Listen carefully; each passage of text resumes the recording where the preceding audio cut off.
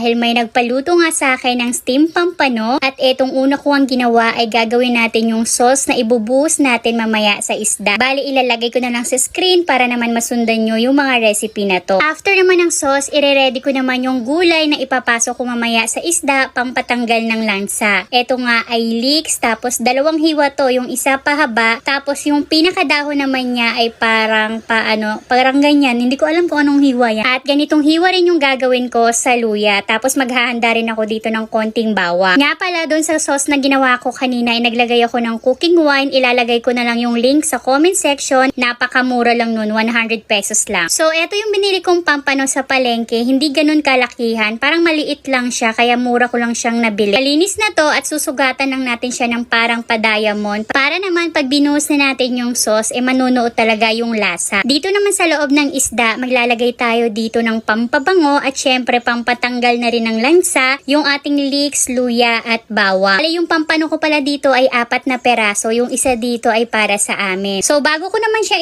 i-steam, nagpakulo na ako dito ng tubig, tapos dito sa plato ay naglagay ako sa ilalim ng bawang at konting dahon ng leeks, saka ako nagbuhos ng sauce sa paikot ng isda. Tapos sa ibabaw na naman ay maglalagay ulit tayo dito ng luya at saka leeks. At pagkatapos, pwede na natin tong i-steam. So bali, in-steam ko pala to guys in medium heat for 25 minutes. At after natin siyang ma-steam, syempre hahanguin na natin to. Sorry maliit lang yung steamer ko. Dapat talaga sabay-sabay yan. Kaso maliit lang yung steamer ko. At thank you